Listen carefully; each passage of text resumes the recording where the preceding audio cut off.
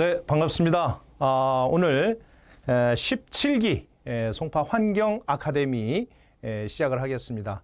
먼저 정식 송파 아카데미는 11월 2일, 3일 이렇게 계획이 되어 있습니다만 오늘 우선 여러분들에게 영상으로 인사를 드리게 됐습니다.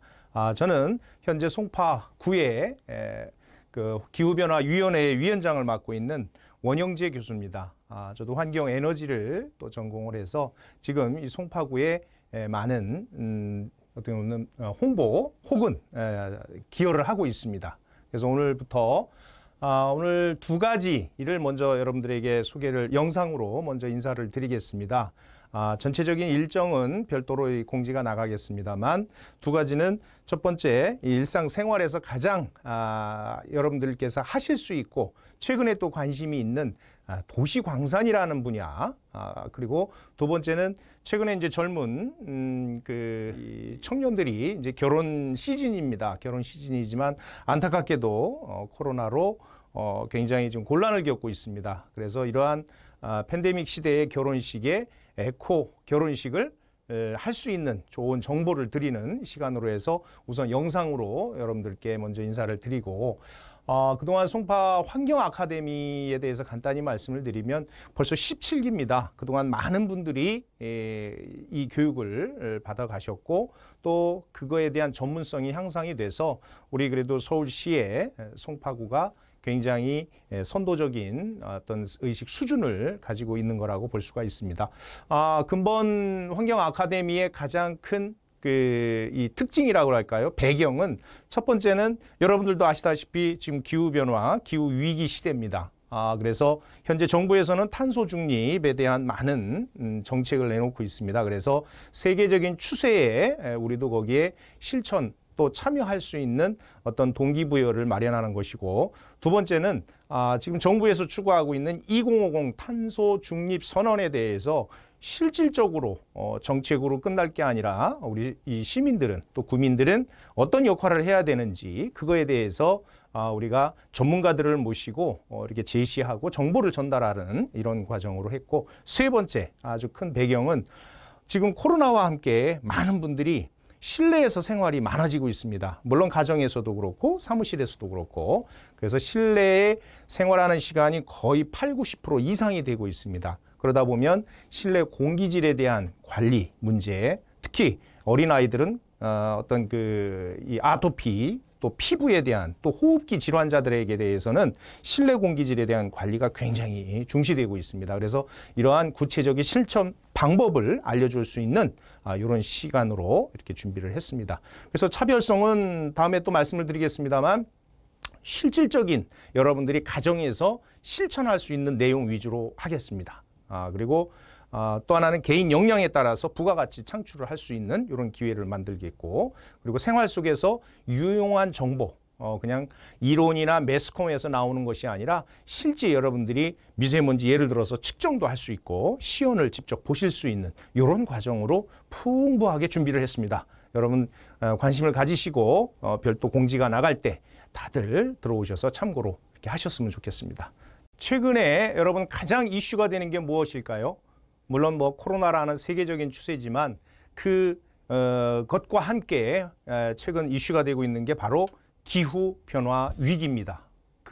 예전에는 그냥 기후변화라고 이렇게 표현을 했습니다만 지금은 그 기후변화의 위기가 닥쳤습니다. 그래서 이번 송파 아카데미에서도, 그래서 이 방송을 보시는 분들은 꼭 송파 구민이 아니시더라도 우리 대한민국 국민이시라면 누구나 공감하실 수 있는 내용인데, 그 여러 가지 중에 또 최근에 2050 탄소 중립이 선언이 됐습니다. 그래서 모든 정부나 지자체에서 이 분야에 대해서 집중적으로 정책을 펴나가고 있는데, 그럼 과연 탄소 중립이 무엇이고, 그리고 기후변화 협약이라는 것이 도대체 무엇인지 언론에서는 계속 나오지만 늘 우리하고 또 나하고는 관계없는 혹은 먼 이웃나라 얘기인지 알고 그동안 강구하는 일들이 많았었습니다. 그래서 그거에 대한 간략적인 기후변화 위기에 지금 대처하는 우리 탄소 중립 선언이 무엇이고 우리가 어떻게 해야 되는지 이런 내용을 말씀드릴 것이고, 지금 보시는 바와 같이 도시 고물이냐 도시 광산이냐,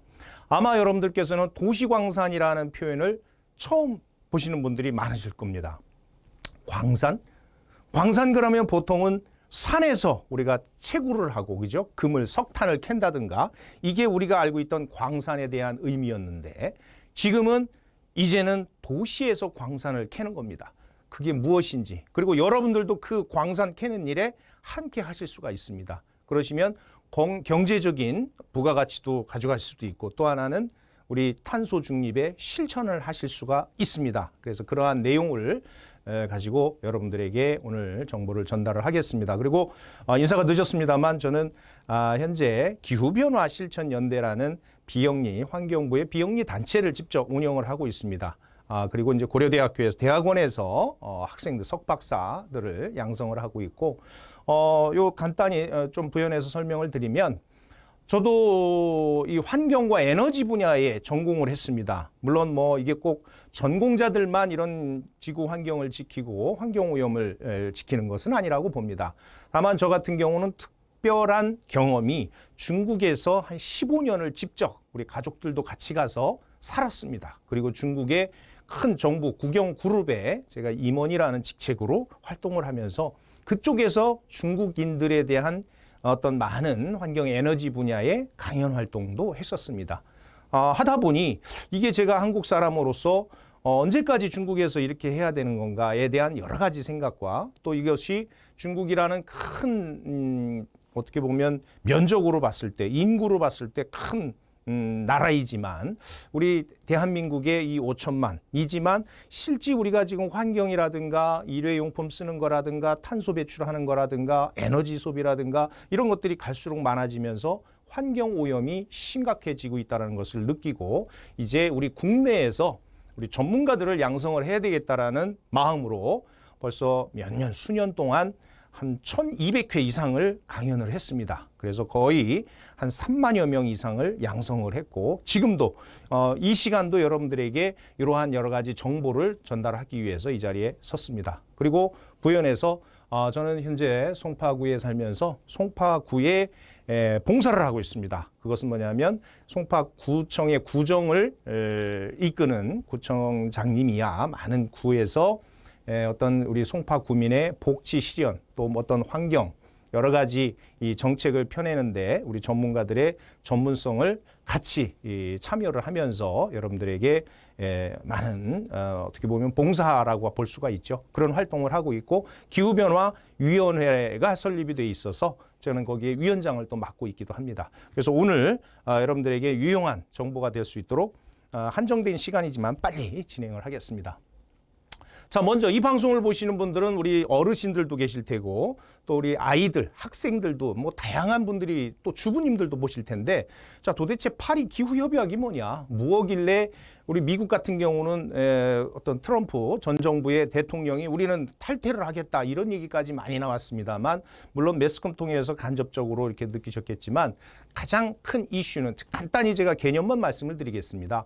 처음에 이 기후변화 협약이라는 것이 1992년에 브라질 리우에서 시작이 됐습니다. 사실은 그 목적은 이 지구 환경 오염이 되면서 이 배출 규제를 이제 서로 국가들의 이 대표들이, 정상들이 모여서 지구를 지키자, 지구 온난화를 예방을 하자라는 목적으로 시작이 됐습니다. 처음에 192개 국가가 참여를 했고, 그래서 5년마다 회의를 하자 해서 그 다음에 97년에 일본 교토에서 또 모였습니다. 거기서 또 많은 또 의제가 나왔었습니다. 그때는 184개국의 대표들이 모여서 그때는 서명을 하면서 뭐를 했냐면, 자, 앞으로 그러면 국가별로 탄소 배출이 될 때는 그 배출되는 이 양에 따라서 우리가 거래를 하자, 거래할 수 있는 어떤 그 기업 간에 거래할 수 있는 그 규제를 만들었습니다. 그게 이제 2005년에 발효가 돼서 시작이 돼서 지금 현재 2015년까지 왔습니다. 15년에서 현재는 2021년이지만 2015년에 다시 파리에서 모여서 기후 협약을 했습니다. 그때 195개국이 전체가 모였는데, 특징은 앞으로는 계도 참여에 권장을 하고 권고하던 것을 앞으로는 구속력을 갖게 됐습니다. 때문에 우리나라도 이제는 그 구속력에 함께 참여를 해서 앞으로는 이 팔이 어떻게 보면 이 탄소 배출에 위배가 되게 되면 그것을 우리는 규제의 대상이 되기도 합니다. 그래서 지금까지 와서 현재는 그러한 세부적인 정책을 펴나가기 위해서 탄소 중립을 우리도 선언을 하게 된 겁니다. 그 배경에 대해서 간단히 말씀을 드렸고, 자, 지금 말씀드린 것처럼 이 기후 위기는 지금 계속 다양한 분야에서 이렇게 우리를 위협을 하고 있습니다.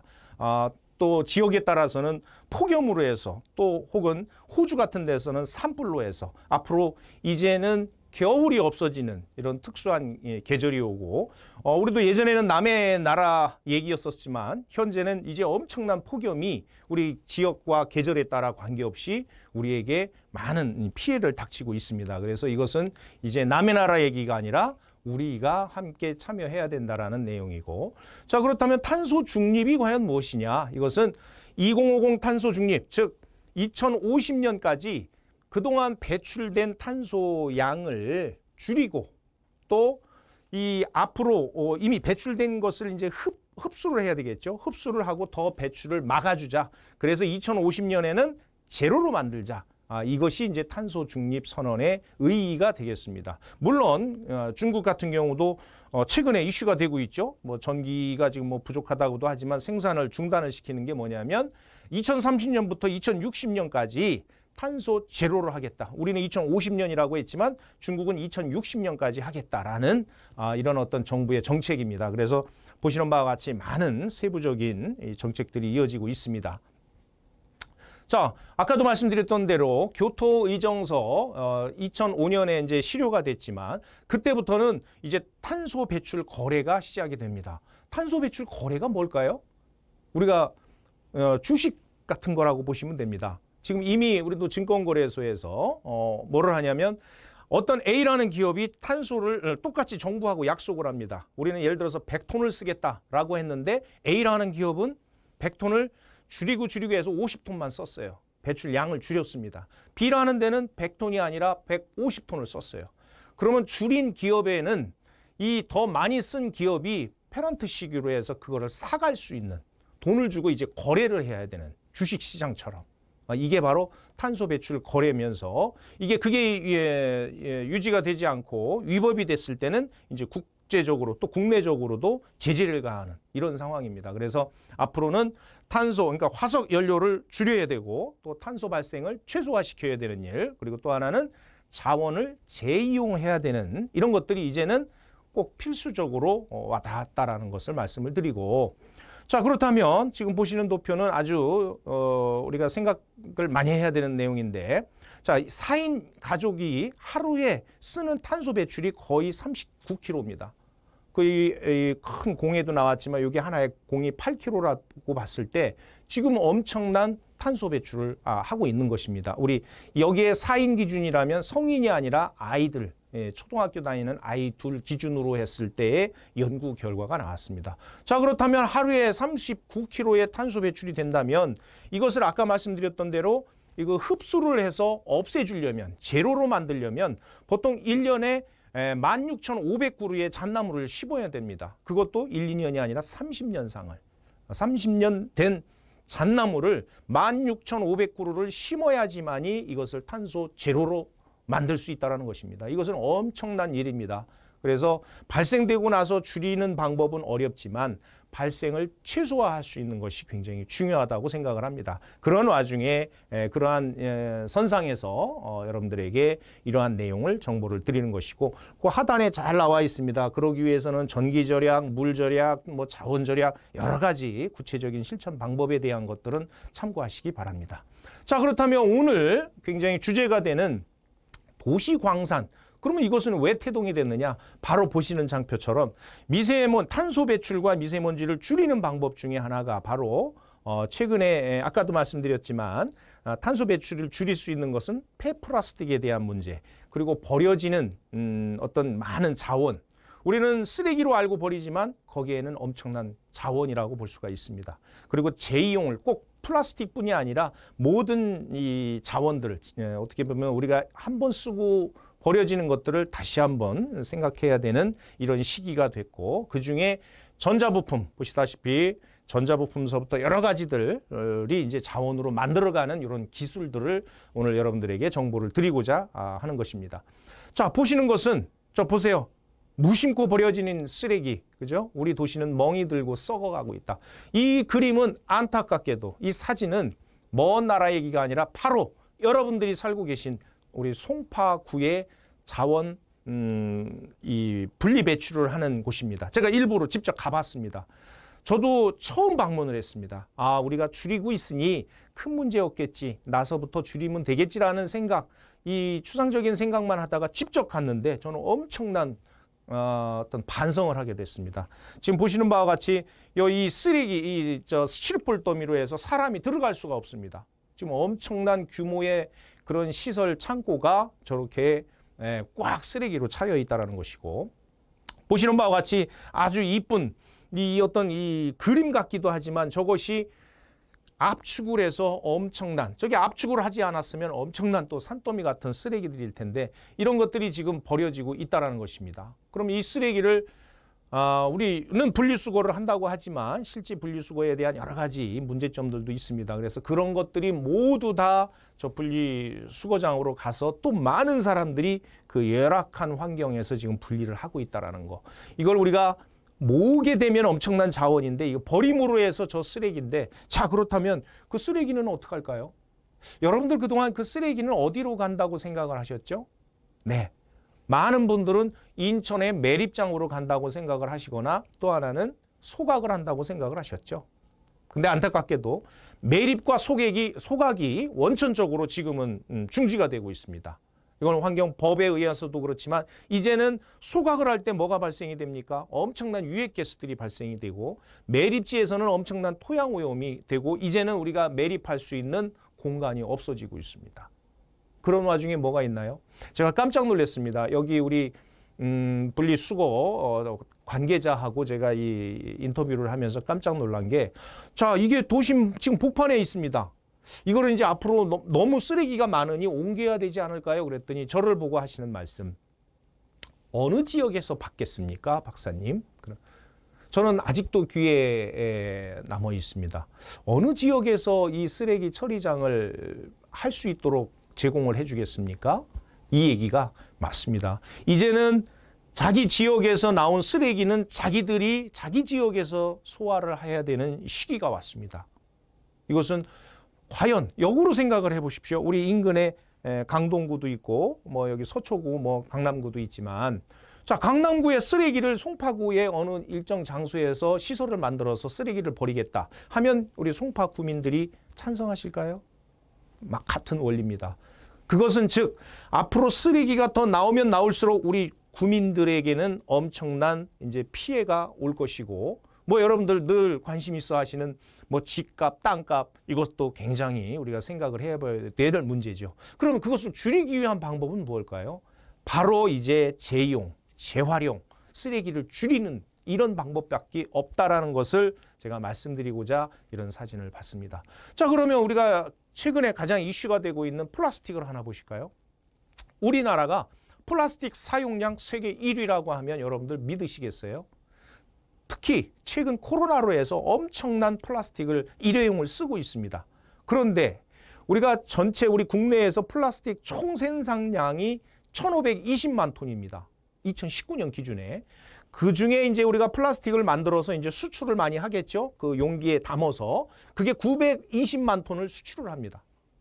그런데 그 중에 일부 한 670만 톤 정도는 국내에서 또 이제 소비를 합니다. 그런데 여기에 아주 연구 결과, 아주 이상한 결과가 나왔습니다.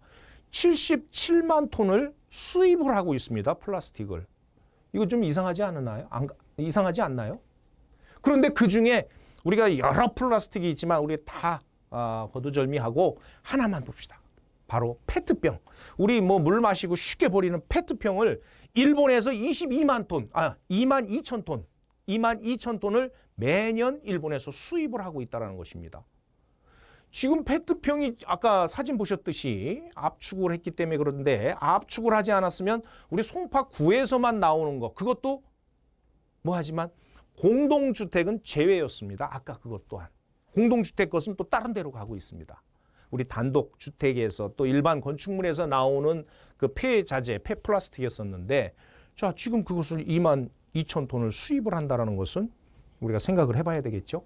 그래서 이러한 플라스틱 외에 우리가 광산, 자, 광산 그러면 보시는 바와 같이 세탁기라든가 가전제품들, 세탁기, 냉장고, TV 여러 가지가 있겠죠. 또 하나 휴대폰, 또 노트북이나 데스크탑, 컴퓨터 같은 거, 또 자동차, 그리고 우리 PCB, 공장에서 나오는 많은 판넬들, 전자기판들, 이것을 현재 또한 쓰레기에 그냥 같이 넣어서 버리고 있습니다. 자, 이제는 이것을 충분히 예전에는 다 버리거나 혹은 또 모아서 일본으로 수출을 했습니다. 왜? 일본은 쓰레기가 아니라 자원 개념으로 수입을 해서 거기서 금은 동, 뭐 알루미늄 등등을 빼냈습니다. 근데 우리나라도 이제는 성장이 돼서 그 기술력이 확보가 됐습니다.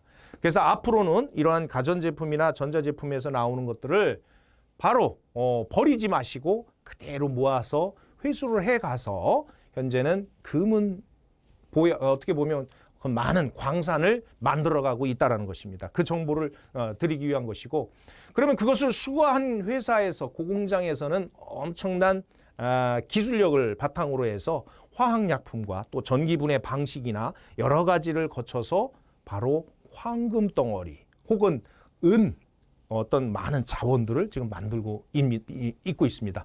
자, 지금 보시는 사진은 모 L사, S사에서 회수해 온 컴퓨터들입니다. 컴퓨터나 전선이나 이런 PCB 판넬이 실질적으로, 이 사진은 공장에 가서 제가 직접 찍어 온 겁니다. 저희 기후변화연대에서는 저희들도 이런 재활용을 하기 위해서 많은 계도 활동과 많은 전문 기업과 지금 협업을 하고 있습니다. 그래서 언제든지 저희들한테 연락을 주시면 회수할 수 있는 시스템을 갖추고 있습니다. 그래서 보시는 것처럼 좀 굉장한 데이터로 한번 보시면, 여러분, 산에서, 우리가 광산에서 금광석에서 8톤을 재련하고 가공을 해서 금을 뺄 수 있는 게 3.75g밖에 안 됩니다.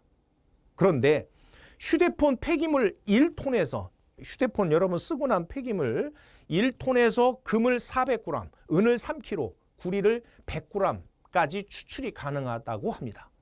이것은 엄청난 거죠. 때문에 광산에서 8톤에서 3.75g을 캐느니 지금 우리가 전자부품 폐기되는 거에서 자원을 빼는 게 훨씬 더 낫다라는 것입니다. 그래서 우리 국내에는 현재 전체 재활용을 못하고 버려지는 거, 자동차나 휴대폰, PC 등 이것이 전체 연간에 350만 톤이 된다고 연구 결과 나왔습니다. 이게 경제적인 금액으로 환산했을 때 6조 원이 된다고 합니다. 지금은 훨씬 더 높습니다. 이것은 엄청난 경제적 손실이라고 볼 수가 있습니다. 자, 보시는 장표는 이미 유럽에서는 엄청난 활용을 하고 있습니다.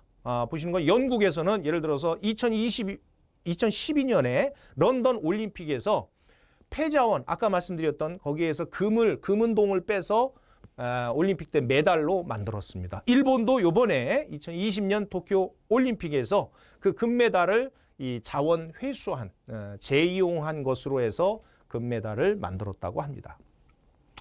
자, 2016년에 엄청난 연구 결과가 나왔습니다. 뭐냐면 미국에서, 자, 앞으로 이런 광물 자원에서 뽑아낼 수 있는 것들은 이제 길어야 100년 이내다. 근데 100년까지도 안 가죠. 예를 들어서 금은 한 18.7년, 그죠? 은은 한 20년 정도.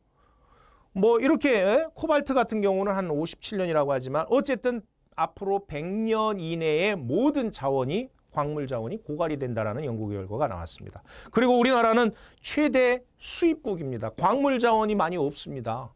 이북, 북한처럼 어떤 석탄이 많이 매장이 돼 있다든가 이러면 너무 좋겠지만 그런 것들이 없습니다. 그래서 거의 수입을 하는데, 또 계속 지금 뭐 전기 배터리서부터 많은 특수 광물들은 자동차 수량이 많아질수록 굉장히, 여러분들 아시죠? 최근에 미국에서 자동차를 한번 살려면 엄청난 기간을 기다려야 됩니다. 그 이유가 뭐죠? 바로 반도체입니다. 자동차에 들어가는 부품. 근데 반도체에는 이런 광물 자원이 또 주 원료가 되고 있습니다. 계속 이 연관성이 있다고 봐야 되겠죠. 그래서 우리나라 기준에 2013년 같은 경우는 광물 자원 자급률이 1.3%라고 했는데 지금 이제 20년 돼도 지금 크게 차이는 안 나지만 현재 국내 금속 자원 총 수요 시장이 90조로 예상을 하고 있습니다. 전문가들은. 그중에 도시광산 비중이 22%. 그래서 그중에 보면은 재활용하는 철은 그나마 50% 정도는 재활용이 되고 있습니다. 그렇지만 나머지들은 아직도 우리가 그런 재활용이 시스템화가 되지 않았다라는 것입니다. 그래서 앞으로 이 자동차라든가 태양광이라든가 전기 자동차에서 배터리 이런 데에서는 엄청난 자원들이 있는 것이고 정부에서는 지금 현재 많은 정비를 하고 있습니다. 현재는 뭐 환경성 보장제라는 이러한 제도를 2008년부터 시행을 하고 있으면서 앞으로 여기서 광물 자원을 도시 자원을 다시 활용할 수 있는 이런 계획을 갖고 있습니다. 뭐 75% 이상 이렇게 하겠다고 하는데 또 자원순환 기본법이 또 정비가 돼서 많은 재용을 이렇게 홍보를 하고 있습니다. 물론 이것들이 다 실천이 돼야 되겠지만 바로 오늘처럼 이런 영상을 통해서 보시는 여러분들이 어떤 이런 그 필요성을 느끼시고 여기에 자발적으로 재용률을 확대를 시키고 또 이렇게 우리가 회수할 수 있는 이런 것들을 참여를 이렇게 해주신다면 굉장히 유용하지 않을까 이렇게 생각을 합니다. 자, 그렇다면 이 도시광산의 이 문제점이 뭘까요? 그리고 이게 도시광산이 사실은 제가 말씀을 드리는 것이 용어만 도시광산이라고 했지만 예전에 우리가 뭐 지금도 일부 트럭을 갖고 뭐 이 고물 수집하시는 옛날에는 고물상이라고 표현을 했지만 지금은 어떻게 보면 엄청난 자원을 회수하는 큰 역할을 하시는 분이라고 볼 수가 있습니다. 그러면 이러한 문제점들이 뭐였는지 이렇게 짚어보면 첫 번째는 이 폐자원 아직도 마찬가지입니다. 이런 버려지는 자원들을 조직적으로 회수할 수 있는 이런 시스템들이 부족합니다. 아까 페트병 말씀을 드렸습니다만 페트병 지금은 이렇게 이 리어카로에서 수거하시는 분들도 제가 직접 인터뷰를 해봤습니다. 빈 병은 좀 또 파지는 갖고 오시는데 페트병은 하나도 안 갖고 오세요. 왜냐? 가져가면 돈을 줘야 갖고 올 거 아니냐. 그래서 주웠다가도 그냥 버리는 추세입니다. 그래서 이것은 수집 환경에 대한 제도적인 마련이 있어야 될 것이고 두 번째는 분리하고 배출하는. 그래서 오늘 사실은 집안에서 가장 분리 배출을 쉽게 할 수 있는 방법에 대해서 제가 용구를 준비를 해왔습니다. 공구를 아주 간단합니다. 앞으로 여러분들이 한 100개씩 해서 5번, 한 500씩만 갖고 오면 500개만 압축해서 갖고 오시면 제가 이 기기를 드리려고 하고 있습니다. 이 교육의 방송이 언제 방송이 될런지 모르겠습니다만 그때 그렇게 전달을 하겠습니다. 그리고 선별 기준의 부족, 문제점. 그런데 오늘 그 샘플을 갖고 오지 않아서 여러분들한테 더 실감 있는 예를 못 드리겠습니다만 편의점에 가서 지금 물을 사서 드실 때 아마 물병을 보십시오. 이미 모 회사는 스티커도 없어졌습니다. 바로 그냥 투명 백색입니다. 이 광고하는 것도 없어졌습니다. 자, 그런 것들처럼 자꾸 바뀌고 있고 어떤 것은 옛날에는 쫙 본딩을 해서 떨어지지 않았었는데 지금은 양쪽에만 태그를 해서 누구든 쉽게 그 비닐을 제거할 수 있도록 해놨습니다. 그래서 이런 것들처럼 지금 제조 기업들과 같이 움직이지 않으면 이것은 엄청난 지금 플라스틱의 종류가 65가지가 된다는 거 여러분 혹시 아시나요? 직접 제조회사와 제가 인터뷰를 한 결과 65종류의 플라스틱인데 이것은 열 가소성, 열 경화성 저희들도 모릅니다. 근데 집에서 그걸 분리수거를 어떻게 해야 된다라는 거 아직도 일부 홍보만 통해서 이렇게 이 답습을 하는데 그건 쉽지 않은 일이라고 생각을 합니다. 그래서 제조사들도 이제는 더 간편하게 재활용할 수 있는 것을 고려해서 우리 탄소 발자국 운동이 벌어지는 것처럼 그렇게 해야 된다고 생각을 합니다.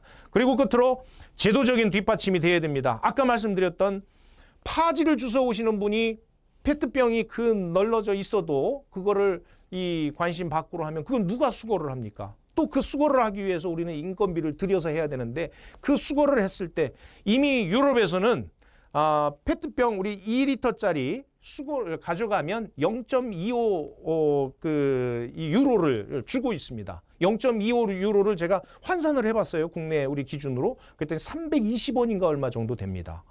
자, 그러면 우리는 물론 빈 병은 지금 회수를 해가면 100원씩 주고 있습니다만 자, 페트병 물론 일부 지자체에서 현재 이제 그런 운동을 활성화하고 있습니다.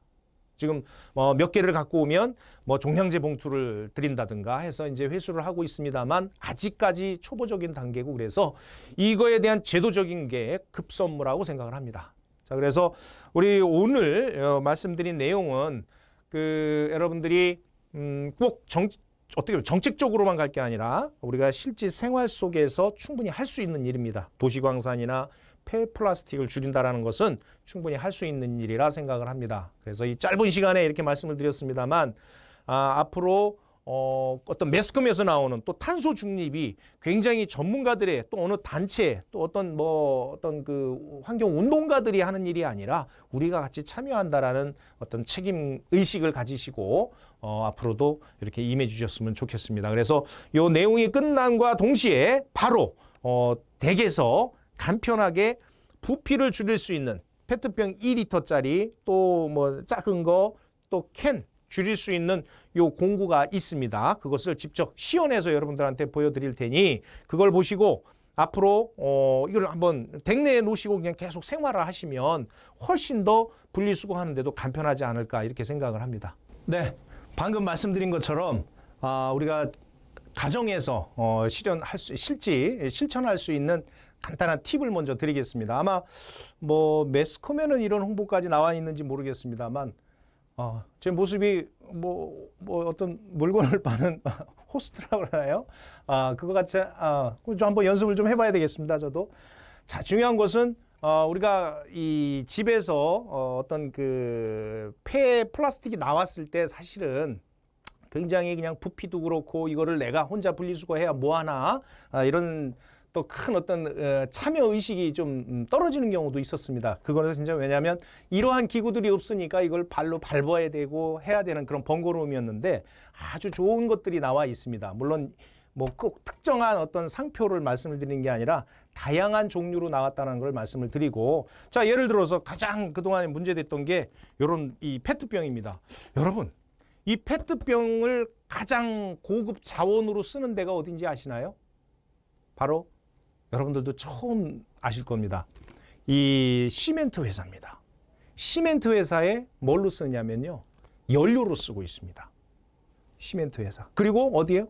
아웃도어 만드는, 이제 옷을 만들고 있습니다. 그래서 이런 깨끗한 투명 페트병이 엄청난 자원인데 아까 말씀드린 일본에서 연 22,000톤을 수입을 한다는 것은 오늘 이후로는 수입 안 할 수 있도록 여러분들이 함께 해주시면 좋겠고, 요거는 어떻게 보면 이 비닐은 또 별개입니다. 비닐도 요새는 이렇게 떼기가 쉽게 이렇게 나와 있습니다. 아주 이것은 이제 제조사들이 그동안 많은 어떻게 보면 이런 참여를 했다고 보시고, 요거 하실 때 요 기계가 사실은 요게 벽에다가 이렇게 요 구멍 보이시나요?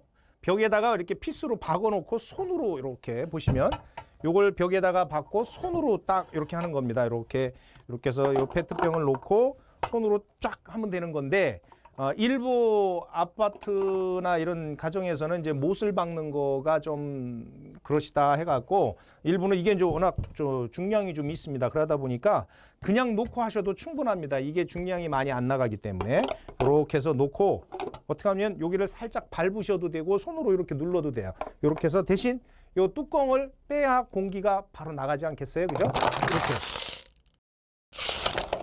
자, 그래서 뚜껑을 닫으면 이렇게 쬐만해집니다. 그냥 갖다 이거 버리셔서 요걸 회수해 가면 그대로 자원이 된다라는 것입니다. 근데 요거 이 작은 것들도 마찬가지입니다. 작은 것들도 요새는 거의 다 요 비닐이 이렇게 떨어집니다.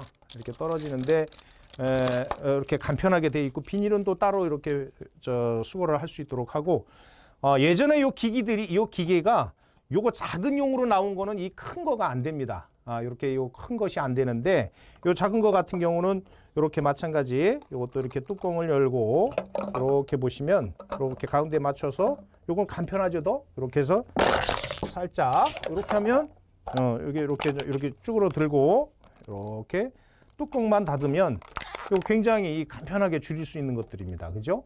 그래서 이러한 것들이 집에서 할 수가 있는 거고, 요 캔도 마찬가지입니다. 이 캔도 굉장히 요새 이제 집에서 많이 나오는데 이건 뭐 뚜껑도 필요 없고 바로 누르고 이렇게 하시면 됩니다. 이렇게. 자, 이렇게 보이시죠? 자, 이렇게 하면 이 큰 부피가 이렇게 줄어드는 건데 아까 그 컸던 2리터짜리 2리터짜리도 이렇게 줄어듭니다. 그래서 이것은 사실은 뭐 제가 이런 강연 시간에 굳이 말씀을 안 드려도 이미 현명하신 주부님들은 또 가정에서는 아마 하시고 계신 분들이 계실 겁니다. 그런데 제가 이렇게 전문가로 활동을 하면서 직접 방문을 해서 봤더니 또 인터뷰를 하면서 봤더니 이러한 작은 실천이 한 사람 한 사람 모으게 되면 우리나라 엄청난 자원을 재활용할 수 있는 이러한 결과가 나온다라는 것을 저는 파악을 했습니다. 그래서 이것은 제가 이제 도시광산에 어떻게 보면 아까 전자제품에 대한 것들은 거기서 광산, 금은동이라든가 많은 알루미늄 등의 이 자원을 캐내는 것이고 요것은 쓰레기를 줄임과 동시에 이것 또한 엄청난 자원으로 만들어가는 것입니다. 그래서 앞으로 아마도 제 생각에는 이제 이런 폐플라스틱에 대한 것도 회수가 됐을 때 그 일정 금액을 제공해주는 이런 정책이 분명히 우리가 유럽처럼 이제 전파가 되리라 생각을 합니다. 네, 여러분 오늘 어떠셨습니까? 사실은 한정된 시간에서 좋은 정보도 많이 드리고 싶었는데 여러 가지 여건상 이렇게 됐습니다만 아마 아까 말씀드렸던 도시광산이라는 표현 아마 처음 들으셨을 테고 또 우리가 늘 생활 속에서 스쳐가듯 그냥 이 남의 일처럼 했던 플라스틱에 대한 문제지만 집에서 우리도 충분히 이렇게 실천할 수 있고 정부가 하는 탄소 중립 꼭 의무적으로 참여해라 이게 강요해서 되는 일은 아닙니다. 그리고 규제만 강화된다고 해서 되는 것 또한 아닐 것이라고 생각을 합니다. 여러분들의 자발적인 참여가 결국은 우리 전체적으로 전 세계에 가장 모범이 되는 시민이 될 수 있는 이런 모범을 보여야 되지 않겠나 이런 생각을 해보고요. 저희들 아까도 모두에 말씀드렸지만 환경 아카데미는 꼭 송파구뿐이 아니고 어떻게 보면 우리 이 전국에 이 방송을 보시는 분들이 모두 관심을 가지시고 참여를 하셔도 됩니다. 그래서 아마 이 프로그램 상에는 이런 오늘 말씀드렸던 도시광산 그리고 그 다음에 우리가 이제 대면 혹은 비대면으로 이제 아카데미 시간에는 우리가 이제 미세먼지에 대한 원인과 또 예방책에 대한 내용도 저희들이 좋은 정보를 드릴 것이고 또 에코 웨딩 여러분들 특히 결혼식을 앞둔 우리 자녀분들 또 청년들께서는 관심 있게 보시면 앞으로 우리가 그냥 뭐 청첩장이라든가 뭐든 일회용으로 되는 것들을 다 이제 줄일 수 있으면서 좀 효과적으로 또 자연도 살리고 또 하나의 보람도 느낄 수 있는 이러한 강연 프로그램도 준비가 되어 있습니다. 그래서 앞으로도 계속 여러분들이 관심 갖고 이렇게 참여해 주신다면 저희들 우리 지역에서 봉사하는 저희 전문가들도 더 힘이 날 거라 생각을 합니다. 되셨죠? 혹시 질문이나 혹시 문의사항이 있으시면 언제든지 저희한테 연락을 주시거나 뭐 송파구청에 연락을 주시면 많은 또 우리 전문가들 의견을 통해서 좋은 전달이 될 수 있도록 이렇게 하겠습니다. 오늘 긴 시간 이렇게 경청해 주셔서 다시 한번 감사드리겠습니다.